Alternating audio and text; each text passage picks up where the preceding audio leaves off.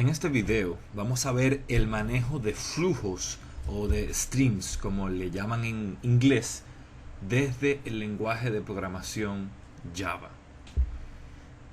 En Java se manejan dos tipos básicos de manejo de flujos. Están los flujos de entrada, el cual está representado por una interfaz de usuario, que se llama input stream, y los flujos de salida, lo cual están representados por una interfaz que se llama output stream. Cuando hablamos de flujos en el contexto de Java específicamente, estamos hablando de flujos de datos, de corrientes de datos que entran a mi aplicación Java, como es el caso de los input stream, y flujos de datos, informaciones, torrentes de datos que salen de mi aplicación, como es el caso de los output stream.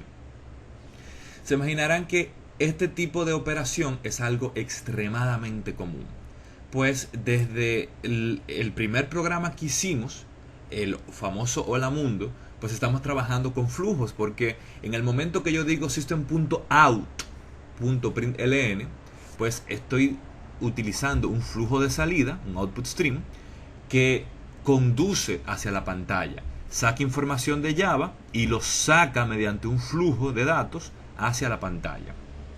De igual manera, en los videos en los que hemos capturado informaciones desde el teclado, pues estamos utilizando un flujo de datos para, desde una fuente externa a Java, introducir valores, introducir datos a mi programa Java. Y esos datos pueden ser introducidos por un flujo de entrada, ya sea desde un teclado, ya sea desde una conexión de red, ya sea desde un archivo de texto, desde cualquier flujo de datos. Y lo interesante en el caso específico de Java es que el código se puede reutilizar. Es decir, el API de Java está hecho de tal manera que con la misma clase que yo puedo leer del teclado, yo puedo leer de un archivo, puedo leer de una conexión de red.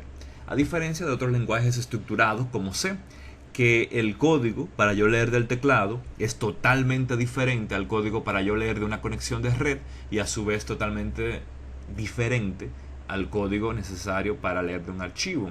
Entonces, en ese paradigma estructurado no hay una forma real de cómo reutilizar el código, de cómo hacer mi programa independiente a la fuente de datos, porque yo pudiera hacer que mi programa sea configurable, de que mediante un archivo de texto, por ejemplo, un archivo de configuración, yo defina de que yo quiero que este programa lea los flujos de entrada desde una conexión de red, o que los lea desde la respuesta que me está enviando una página web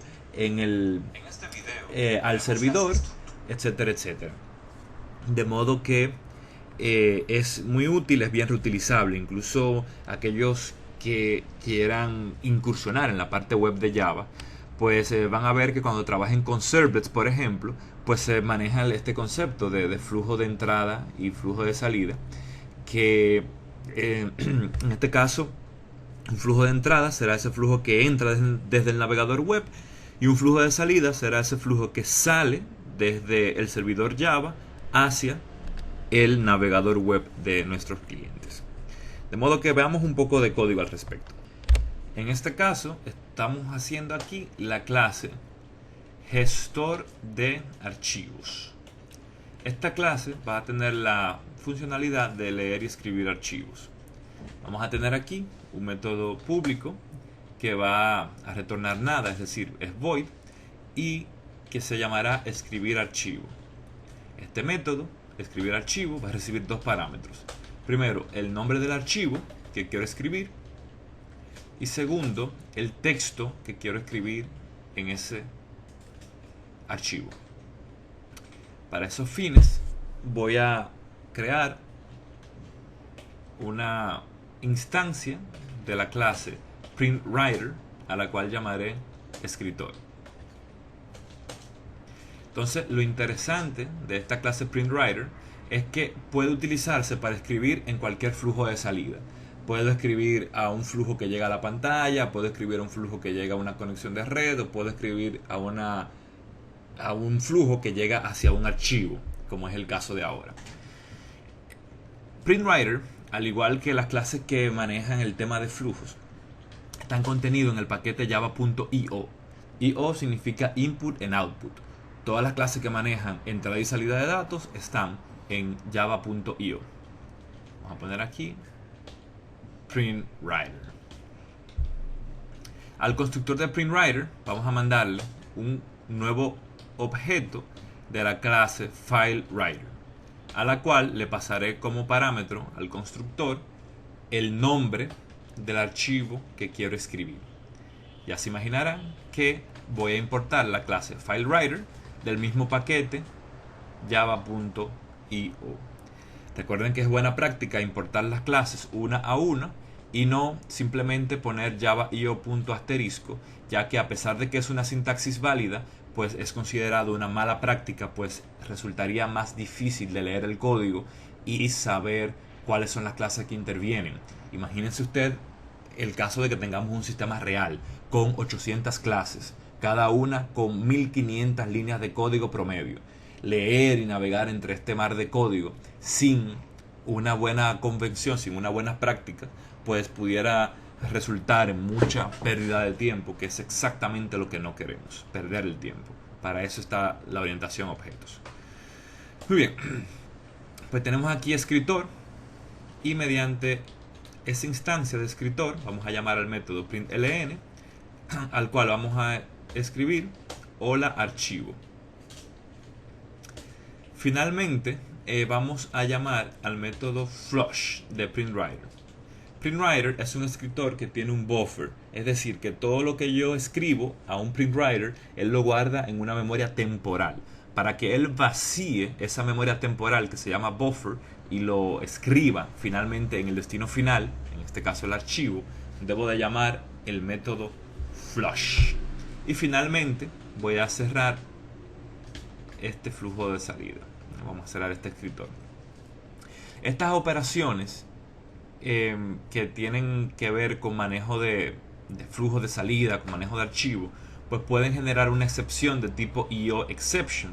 Imagínense ustedes que yo quiero escribir un archivo en un directorio en el cual no tengo acceso, por ejemplo, o que quiero escribir un archivo y se me acabó el espacio en disco. Pues puede generar una excepción de tipo IOException, y en ese caso pues simplemente vamos a imprimir un mensaje. En vez de por el flujo estándar de salida, hagámoslo por el flujo estándar de errores. Y vamos a decir, no se pudo escribir el archivo. Y si quisiera que se demuestre el error completo, simplemente pongo e.printStackTrace.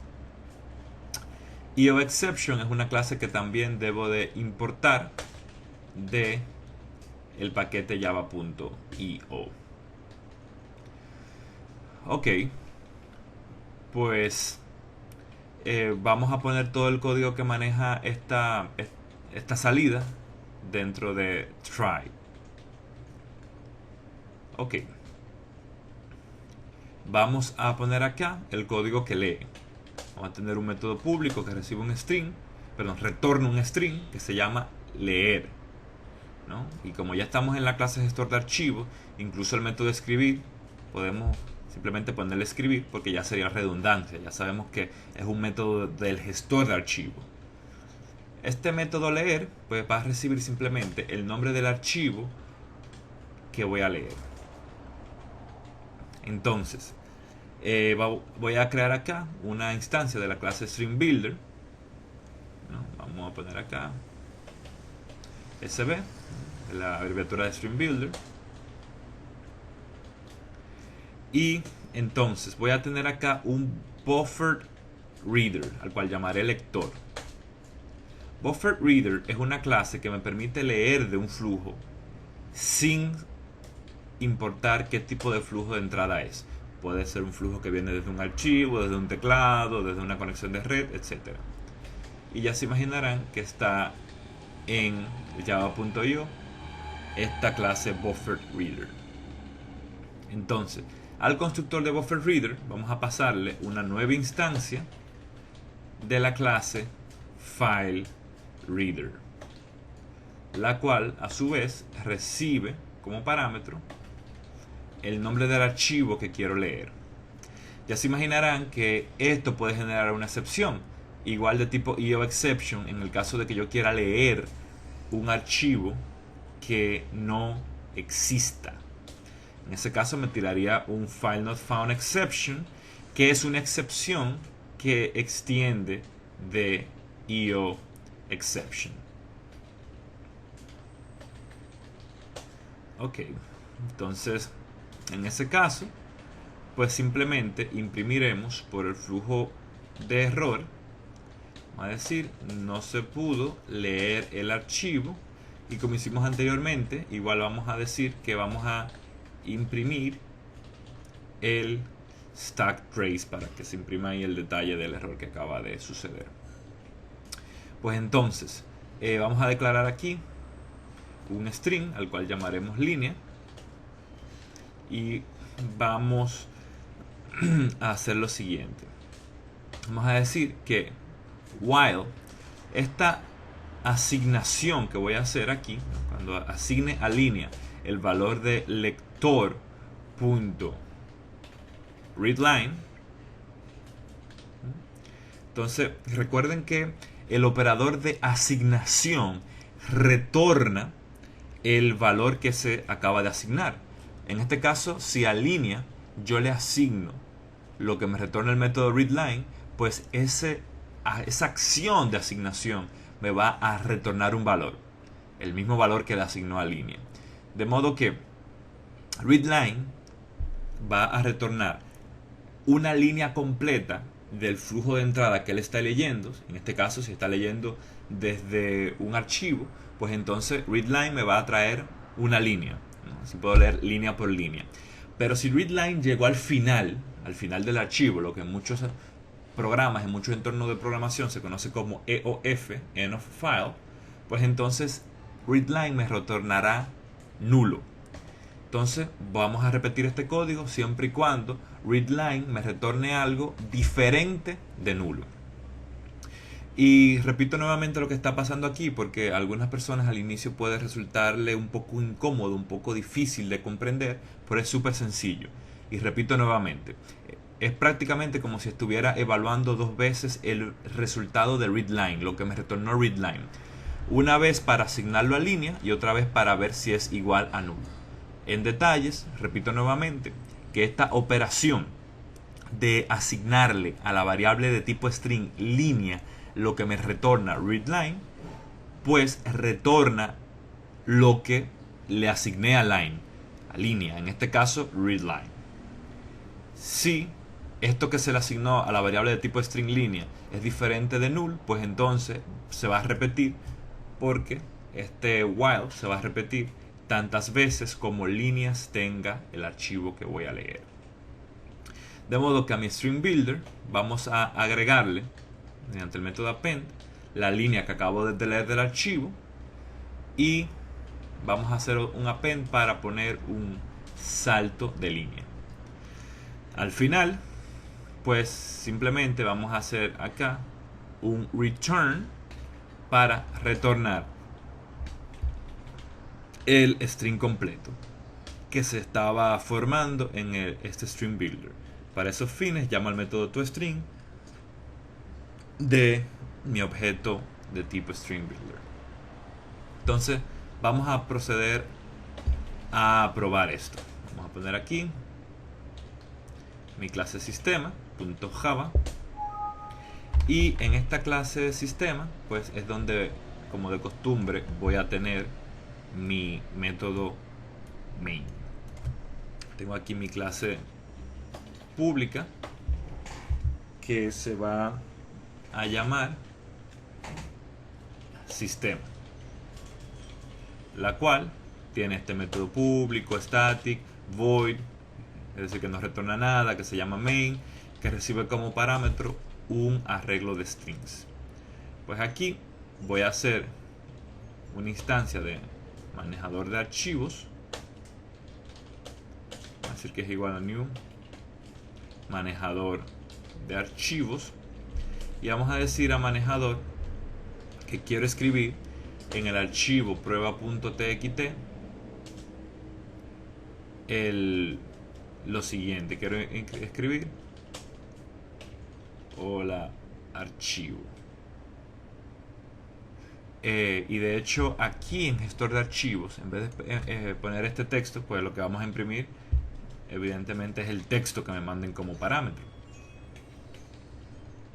Ok. Entonces vamos a ejecutar esto primero y vamos a poner un mensaje que me indique que ha finalizado la ejecución de la ejecución. Ok, salvo, y ahora vamos a compilar esta clase sistema. En este caso me dice que no encuentra manejador de archivos. Vamos a ver, y es que es gestor de archivos el nombre que le puse a esta clase. Gestor de archivos. Voy a poner aquí efecto gestor de archivos. Ahora borro con CLS, compilo. Me dice en la clase gestor de archivos, en la línea 21, que no encontró FileReader, y fue que no importé la clase FileReader. Importé la FileWriter, pero no importé la clase FileReader. Salvé. Vamos a compilar nuevamente y ya finalmente sí se compiló. Ejecuto, fin de la ejecución, y si me verifico aquí usando el comando dir, veo que en efecto hay un archivo que se llama prueba.txt. Si uso el comando type para visualizar el contenido de un archivo de texto desde la consola, pues puedo ver que en efecto dice hola archivo. Y claro, pudiera abrirlo desde Notepad si quisiera, ¿no? Si pongo Notepad prueba, pues fíjense ustedes cómo sale aquí un archivo de texto que dice hola archivo. Pero fíjense ustedes qué sucedería si yo ahora pongo hola archivo por segunda vez. Salvé, presioné control S en el teclado, compilé nueva vez, ejecuté, y ahora vamos a ver nuevamente el contenido de este archivo usando el comando type. Y fíjense cómo se imprimió el texto, pero se eliminó el contenido anterior. Entonces yo no quiero eso, yo quiero preservar el contenido anterior. Para lograr esto, aquí en el segundo parámetro de FileWriter, pues vamos a pasar como parámetro true, indicando que quiero hacer un append, indicando que quiero escribir al final de el texto que exista. Entonces fíjense aquí, vamos a poner aquí hola por tercera vez. Le di control S en el teclado para salvar, compilamos, ejecutamos, vamos a ver el contenido usando el comando type, y fíjense cómo se guardó, perseveró, se quedó el valor que tenía anteriormente este archivo. Se hizo el append. También el PrintWriter tiene constructores sobrecargados. Por ejemplo, yo pudiera hacer un autoflush, es decir, que aquí en el segundo parámetro del constructor de PrintWriter yo pude haber dicho true, indicando que el flush se va a hacer automático. Cada vez que yo diga println, pues él automáticamente va a hacer el flush y no tengo yo que preocuparme por hacer el flush manualmente. Entonces fíjense, si usamos type para ver el contenido, pues fíjense cómo esta línea se repitió dos veces y en efecto no fue necesario especificar manualmente que se haga un flush. Pues fíjense algo, y es lo que queremos distinguir acá. Esta clase de BufferedReader que yo utilicé para leer desde un archivo de texto, pues lo puedo utilizar perfectamente para leer desde otro flujo, como por ejemplo el teclado, ¿no? Y vamos rápidamente a hacer esto. Vamos a hacer una clase capturador, un capturador teclado .java, Y entonces mediante esta clase vamos a poder capturar desde el teclado. Tenemos esta clase que ya dijimos que se llama así, capturador teclado. Va a tener un método público que retorna un string y que se llama capturar. Esta clase va a utilizar el buffer reader que utilizamos para leer de un archivo. Y esta clase ya se imaginarán que pues, me puede igual generar una excepción de tipo EOException, ¿no? Entonces aquí voy a tener mi buffer reader, la cual también llamaré lector. Es un nuevo buffer reader. Al constructor del buffer reader le voy a pasar una nueva instancia de la clase input stream reader o lector de flujos de entrada. Y a esa nueva instancia de input stream reader le voy a pasar system.in, que hace referencia a la forma estándar, al flujo estándar de entrada, que en este caso es el teclado. Esto que está aquí me puede generar una excepción de tipo EOException, e inmediatamente después de capturar esta excepción, pues voy a incluir la clase InputStreamReader, la cual aún no he incluido. Voy a imprimir en el flujo estándar de error un mensaje que diga: no se pudo capturar desde el teclado. Muy bien, pues ahora vamos a importar, como habíamos dicho anteriormente, esta clase que está, ya se imaginarán, en java.io, que se llama InputStreamReader. Entonces vamos a decir acá que, como exactamente como dijimos anteriormente, tengo un string que se llama línea, while la asignación del valor del método readLine de buffer reader a línea, siempre y cuando ese método readLine retorne algo distinto de null, pues entonces vamos a estar haciendo lo siguiente, y es simplemente imprimir el valor de línea. Es decir, que aquí él simplemente va a capturar lo que yo haya dicho y después lo va a imprimir. O mejor aún, simplemente puedo decir acá que línea es igual a readLine, para que lea una línea, y luego vamos a retornar, ¿no? Este método dijimos que retorna un string. Vamos a retornar esa línea que pudimos capturar desde el teclado. De modo que en sistema vamos acá a pedir al usuario, mediante system.out.print, introduzca su nombre,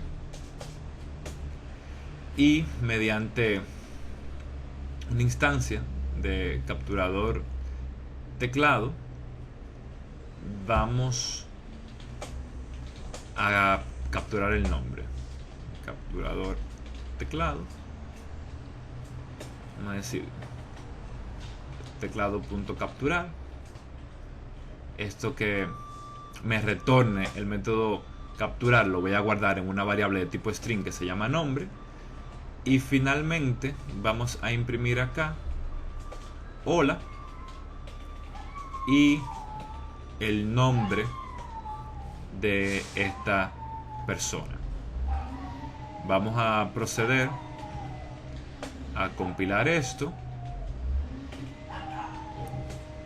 y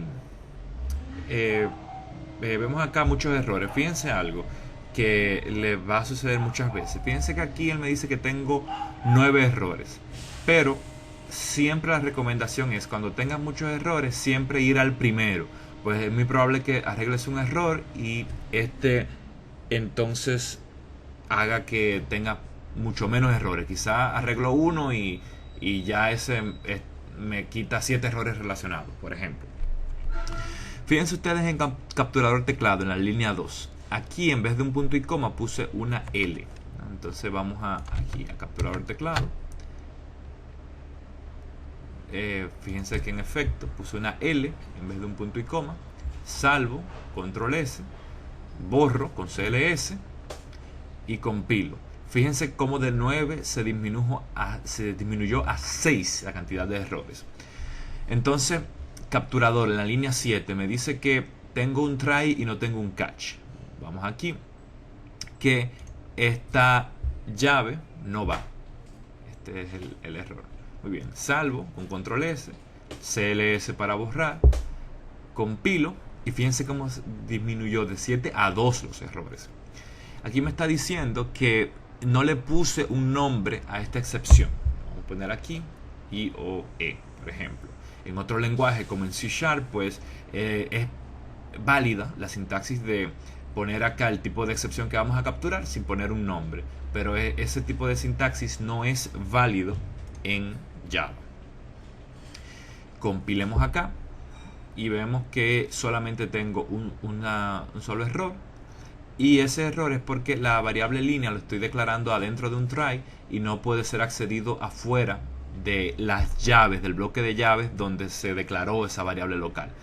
Lo declaré adentro de este bloque, ¿no? Este bloque de try que empieza aquí y termina aquí, y no puede ser accedido desde ningún otro lugar. El ámbito de la variable pues inicia donde inicia la llave y termina donde termina la llave, en este caso de variables locales.